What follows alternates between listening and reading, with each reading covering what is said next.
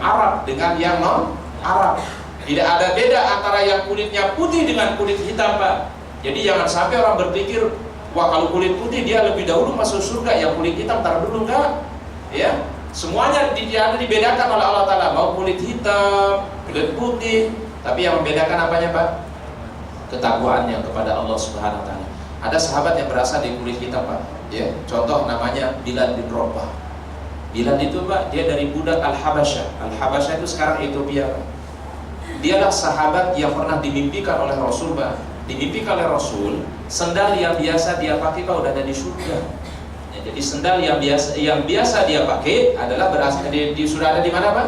Surga. Keesokan paginya Rasul memanggil ini Bilal, wahai Bilal, semalam aku memimpikan dirimu sendal yang biasa kau pakai sehari-hari udah ada di surga, orang yang masih di dunia. Apa amalan yang biasa kau lakukan setiap hari, wahai Bilal? Apa kata Bilal? Ya Rasul, setiap kali saya selesai berwudu, saya selalu sholat sunnah 2 rakaat. Yang kita kenal dengan sholat sunnah apa, Pak? Wudu. Ini kalau kita lihat, Pak, Bilal seorang budak hitam, ya, dulu dia pernah diseret oleh tuannya, dibawa-bawa oleh tuannya, disiksa oleh tuannya, Pak. Tapi dia lebih mulia di hadapan Allah Subhanahu Wa Ta'ala dibandingkan orang-orang Quraisy. Jadi kemuliaan itu sekali lagi, Pak, bukan dilihat dari harta, bukan dilihat dari warna kulit, bukan dilihat dari keturunan, tapi ingat, Pak, yang menjadikan orang mulia itulah illa bittaqwa, kecuali apanya, Pak? Ketakwaannya di sisi Allah Subhanahu Wa Ta'ala. Jadi akhirnya orang tuh berpikir gini, Pak, ternyata semua kita sama di hadapan Allah. Benar nggak, Pak? Iya. Yang kiai, yang bukan kiai, yang ustadz, yang bukan ustadz, ya, orang yang hebat, orang biasa, semua sama di hadapan Allah. Ya, Pak, ya.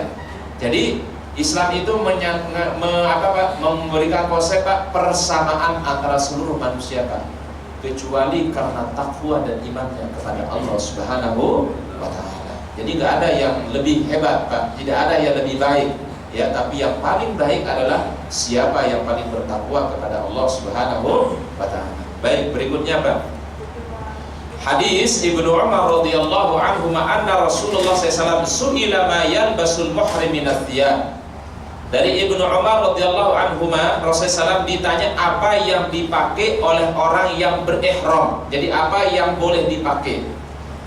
Rasulullah SAW tapi menjawabnya bukan apa yang boleh dipakai, tetapi justru beliau menjawabnya dengan apa yang nggak boleh dipakai. Nah, itulah hebatnya Rasul, Pak.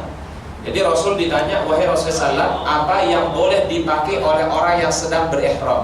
Tapi Rasul menjawabnya justru dengan sesuatu yang tidak boleh dipakai, Pak. Tapi orang kalau memahami yang nggak boleh dipakai, berarti selain itu boleh untuk dipakai. Apa saja kata Rasul? La yalbasul qamis. Orang yang sudah mengenakan pakaian ihram, jangan dia mengenakan baju komis. Akhirnya di Indonesia kan jadi gamis. Ya, gamis itu dari Arab sebenarnya, Pak. Komis itu artinya baju, ya. Akhirnya dijadikan Indonesia jadi apa, Pak? Gamis. Yang itu yang panjang tuh, baju yang panjang tuh, ya. Gamis yang biasa dipakai oleh orang Arab biasanya, gamis, ya. Bahasa Arabnya, Pak, gamis, baju, termasuk juga komis sebenarnya, Pak, ya.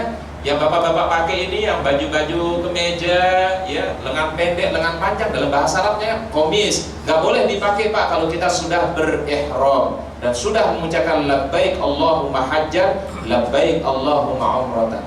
Yang kedua yang gak boleh dipakai walal amaim, surban. Surban yang untuk mengikat kepala itu, Pak.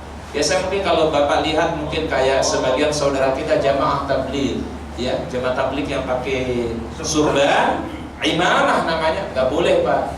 Nah, dikiaskan oleh para ulama, nggak boleh mengenakan segala penutup kepala yang langsung, peci, topi, itu nggak boleh, Pak. Kalau sudah berpakaian ihram dan sudah membaca niat, yang langsung nempel, Pak. Peci, topi itu nggak boleh. Jadi Ustaz bener-bener gini nih. Jadi benar-benar gini nanti dibuka itu rambut selama apa, Pak? Selama dalam keadaan berihram. Termasuk juga nggak boleh menutup kepala dengan pakaian ihram. Ya, Ustaz kedinginan di bus, nggak boleh tuh nutup kepala tuh kayak pocong, nggak boleh, Pak. Ya nggak boleh, karena larangan orang berihram nggak boleh menutup kepala. Ya, amaim. Yang ketiga yang nggak boleh waras sarawila, tidak boleh menggunakan celana yang berbentuk sirwal, sarawil, nggak boleh nih, Pak. Ustaz biar nggak dingin pakein aja celana dobelin sama pakaian ihram di luar, nggak boleh Pak. Ya. Yang keempat, walal baranis. Baranis itu Pak biasanya pakaian gamis tetapi yang ada penutup kepalanya Pak. Sekarang saya lihat ini lagi tren di Indonesia Pak, ibu-ibu biasa pakai sekarang. Ya, baranis tapi bukan apa itu ada kuis itu? Bukan brownies Pak, ini bahasa Arab, baranis. Baranis itu pakaian gamis tetapi yang ada kupluk apa namanya sekarang tuh? Yang ada pecinya, yang ada tutup kepalanya Pak. Biasa ibu-ibu sekarang udah mulai banyak pakai. Belakang putih. Apa?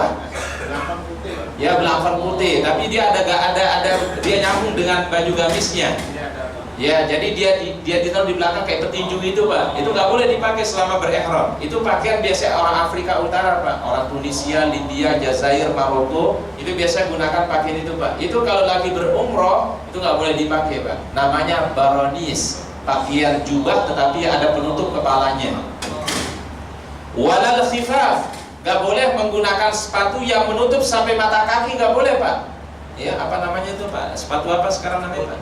Boot, ya, atau jengkel lah istilahnya, jengkel ya. Ya biasa digunakan oleh tentara atau polisi atau sekarang tapi orang pakai sepeda motor pakai gitu juga sekarang Pak. Ya, yang sepatunya yang tinggi gitu Pak ya. Itu nggak boleh. Kita masuk kaos kaki, apapun yang menutup sampai mata kaki nggak boleh. Illa ahadun la yajidun na'lain. Nah, bagaimana halnya Ustaz kalau ada orang nggak ngedapetin sendal, dia nggak bisa pakai sendal Pak. Dia nggak punya sendal misalnya, boleh dia menggunakan khuf tadi, sepatu yang tinggi, tapi harus dipotong sampai mata kakinya, nggak boleh melebihi Pak. Harus dia potong sampai, jangan menutupi apanya Pak? Mata kakinya.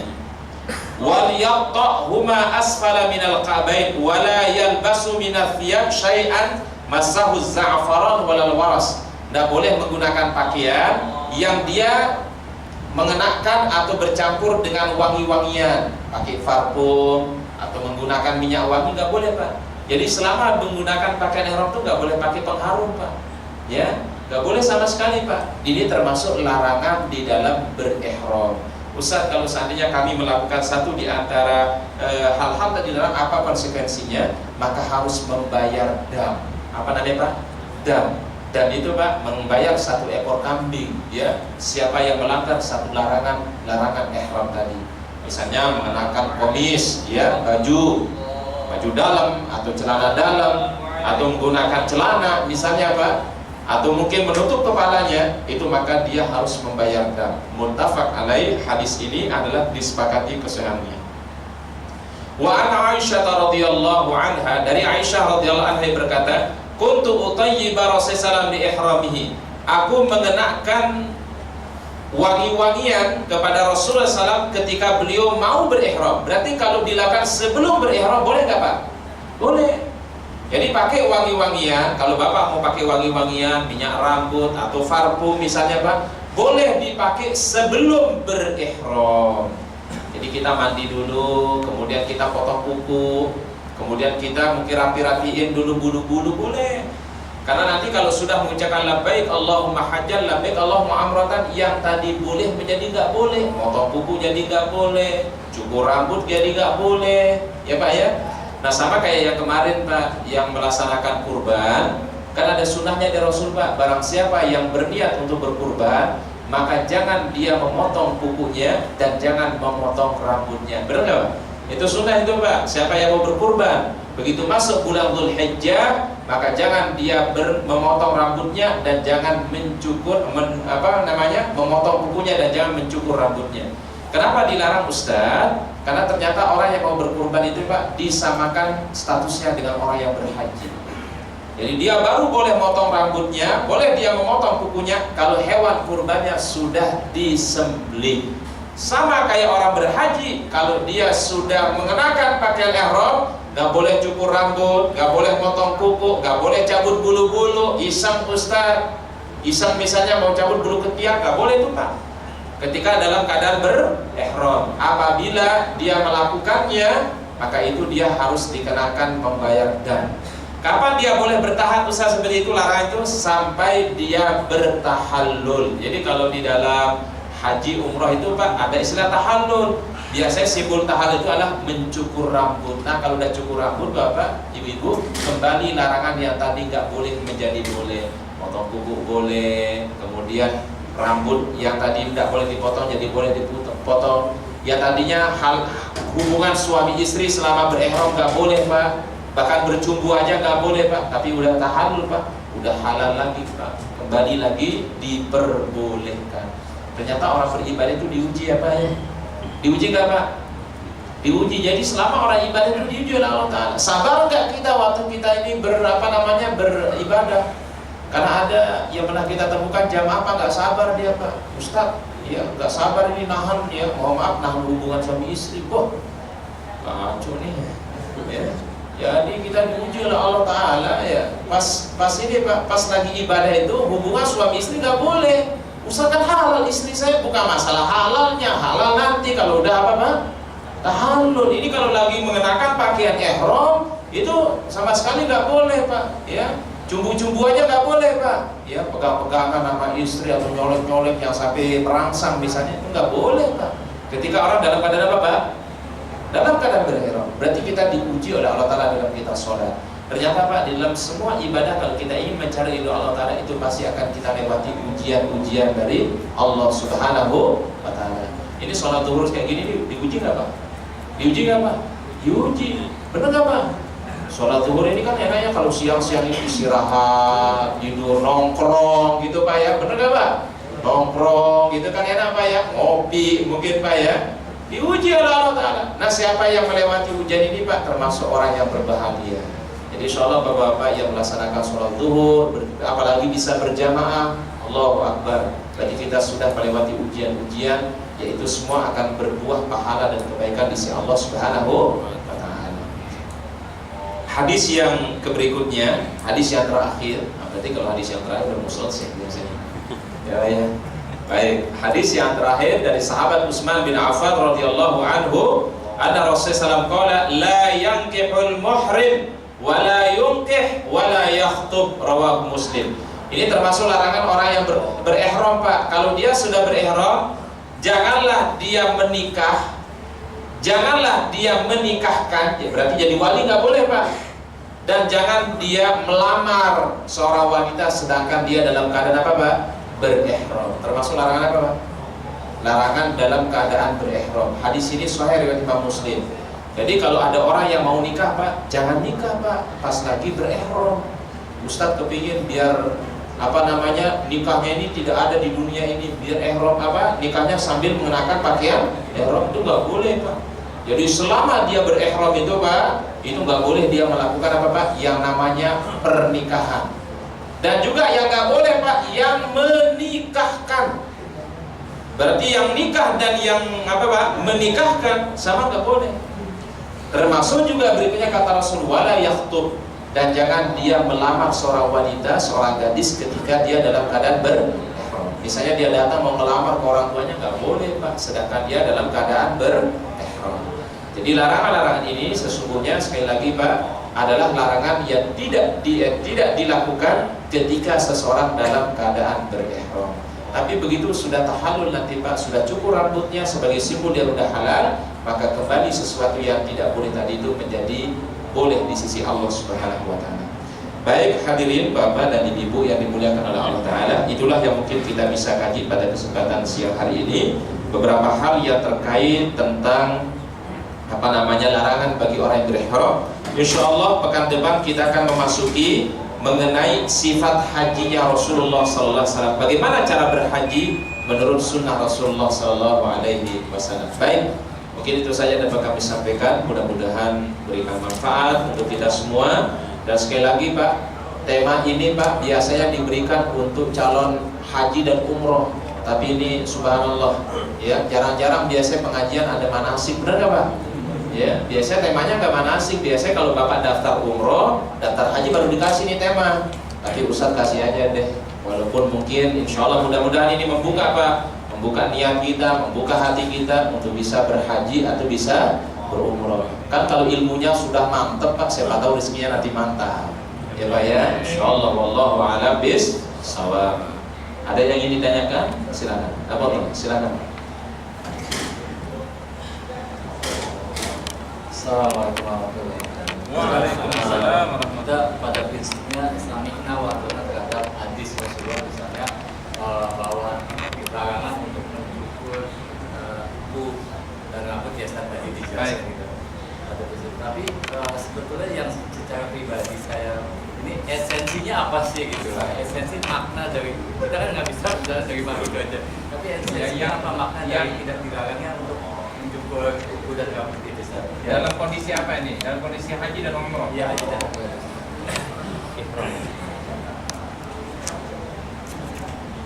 Seperti yang saya sampaikan tadi Bapak Ibu, bahwasannya ibadah itu diuji oleh Allah. Benar nggak Pak? Diuji oleh Allah. Tentu ini adalah sebuah ketetapan dari Allah Subhanahu wa Ta'ala. Jangan mencukur rambutnya, jangan memotong kukunya. Sama kayak orang sholat aja deh Pak. Bapak, ibu-ibu begitu takbiratul ihram, Allahu Akbar. Boleh nggak kita tanya kawan kita di samping, ntar habis sholat kita mau kemana? Boleh nggak Pak? Nggak boleh. Berbicara di luar konteksnya sholat itu dilarang Pak. Tapi sebelum bapak-bapak sholat, ibu-ibu sholat, boleh kita berbicara Pak. Kita mau ngobrol sama siapa-siapa boleh. Tapi begitu kita sholat, maka ada sesuatu yang tadi boleh menjadi tidak boleh. Pertama ini maksudnya hikmahnya Pak. Ternyata orang ibadah itu diuji oleh Allah. Ibrahim diuji nggak Pak? Diuji oleh Allah. Bagaimana kesabarannya, bagaimana keikhlasannya, itu diuji oleh Allah Ta'ala. Kemudian yang kedua, hikmah yang kedua ternyata Pak, Allah Subhanahu Wa Ta'ala sangat menghargai sebuah pengorbanan. Jadi ketika orang bersabar, dia tahan uji, disitulah Allah Ta'ala akan melihat ibadah seorang Pak. Jadi Allah Ta'ala akan menilai ibadah kita itu sesuai dengan tingkat kesabaran kita dan tingkat pengorbanan kita di sisi Allah Subhanahu wa Ta'ala. Ya. Jadi kalau esensinya mungkin dari segi duniawi sih tidak ada Pak. Tapi di sisi Allah Ta'ala itu semua adalah menjadi sebuah ujian dari Allah. Jadi rambut, memotong rambut, kemudian motong kuku kan halal sebenarnya Pak ya. Tapi kenapa pas orang berhaji, pas ketika orang berumrah, ketika dia sudah berihram nggak boleh? Ini berarti diuji oleh Allah Ta'ala. Bagaimana tingkat kesabarannya, tingkat keikhlasannya di dalam beramal. Wallahu a'lam bishawab. Padahal kalau motong kuku itu kan sunnah ya Pak ya. Sunnah motong kuku. Kalau rambut udah panjang, sunnah untuk dirapikan gitu kan Pak ya. Tapi kalau orang berhaji dan berumrah Pak, diuji oleh Allah Subhanahu wa Ta'ala. Wallahu a'lam bishawab. Baik. Silakan yang lain Pak. Pak, ada lagi Pak? Tafadhol, silakan Pak. Dikatakan bahwa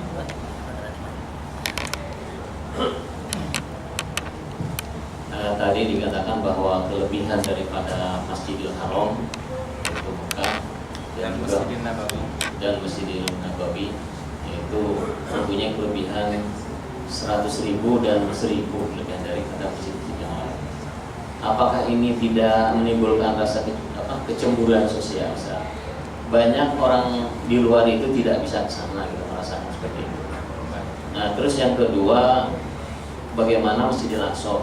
Apakah juga punya kelebihan? Nah, terus ketiganya, Ustaz, Allah memberikan jaminan kepada tempat-tempat suci seperti itu tiga tempat ya. Apakah jaminan itu untuk bangunannya aja atau untuk apa namanya sistem ininya gitu, akidahnya Ustaz? Karena pernah terjadi bahwa Mekah dikuasai oleh musyrikin gitu kan, bangunannya tetap ada, musyrikinnya itu peribadahannya sudah musyrik kembali gitu.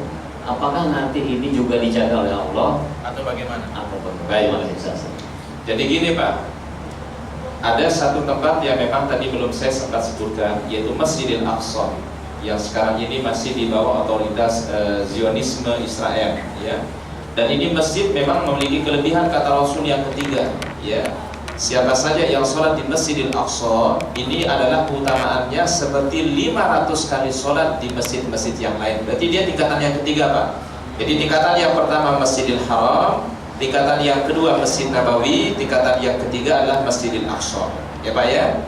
Dan tiga tempat ini Pak ada hubungan sejarah dengan para nabi dan rasul, benar nggak Pak? Masjid Nabawi itu hubungannya adalah Nabi Muhammad SAW karena hijrahnya Rasul di Madinah. Masjidil Haram itu adalah yang membangunnya adalah Ibrahim dan Ismail alaihissalam. Yang paling banyak lagi Pak, itu adalah Masjidil Aqsa. Hampir nabi-nabi itu Pak pernah berada dan pernah sholat di Masjidil Aqsa. Termasuk Rasulullah SAW, ya Pak ya, pernah melewati Isra dan Mi'rajnya di mana Pak? Al-Aqsa, bahkan menjadi kiblat yang pertama kaum muslimin, ya. Bahkan nanti Pak dikisahkan dalam hadis sahih, sholat terakhirnya orang beriman itu Pak di Masjidil Aqsa. Saya ulangi sekali lagi Pak, sholat terakhirnya orang beriman itu di mana Pak? Al-Aqsa. Yang menjadi imamnya adalah Imam Al-Mahdi, yang di antara makmumnya adalah Nabi Isa alaihissalam dan seluruh kaum muslimin. Setelah selesai sholat Pak, Allah Ta'ala akan meniupkan angin yang berhembus dengan halus, kata Rasul, kemudian akan meninggal seluruh orang yang beriman, ya. Dan yang akan tersisa di dunia ini Pak, orang-orang yang kafir. Dari situlah mereka akan melihat yang namanya Yaumul Qiyamah, peristiwa yang besar itu hari kiamat. Jadi orang beriman Pak, itu udah dimatiin dulu oleh Allah Ta'ala semuanya Pak, ya. Ditiupkan angin yang berhembus dengan halus, kata Rasul, semua pada meninggal dunia. Yang tersisa syirarul khalqi, seburuk-buruk makhluk, orang-orang yang kafir kepada Allah Subhanahu wa Ta'ala, ya. Baik. Yang kedua, Ustadz, apakah jaminan Masjidil Haram, Masjid Nabawi itu adalah yang dimasukkan jaminan akidahnya atau jaminan keamanannya? Para ulama menyebutkan yang dijamin adalah keamanannya. Jadi siapa saja yang ingin menghancurkan Mekah dan Madinah Pak, belum masuk di situ sudah dihancurkan oleh Allah Ta'ala, ya Pak ya. Tapi kalau jaminan akidah nggak dijamin oleh Allah Ta'ala. Buktinya Pak, banyak orang datang ke Mekah Madinah tapi masih melakukan kemusyrikan. Ada orang datang ke Madinah motong kiswah Ka'bah. Kiswah Ka'bah itu tahu nggak Pak? Yang apa penutupnya Ka'bah yang terjadi di Jamaah Indonesia lagi Pak. Ya, waktu itu Ustaz lagi umroh, ya, lagi bersama umroh. Jamaahnya udah tua Pak, usia 65 kalau nggak salah, ya. Jadi dia motong kiswah Ka'bah dipotong dengan anggapan ini dapat barokah. Dapat apa? Nah, barokah Pak, karena ada cucunya yang belum bisa ngomong Pak. Wah, kalau dicelupin di air nanti diminum, insya Allah apa Pak? Bisa apa Pak? Bicara. Setelah diinterogasi oleh askar sana Pak, ya, ibu ini rupanya ya akidahnya yang tak benar Pak. Ya, padahal orang datang ke sana kan labbaik Allahumma labbaik labbaik la syarika laka labbaik. Makanya Pak, banyak juga yang berkeyakinan macam-macam di sana Pak. Jadi orang ke tanah suci itu Pak macam-macam niatnya Pak. Ada yang datang ke sana nanti ambil tanah Pak, tanah barokah, diambil di keruk tuh tanah di Ubud.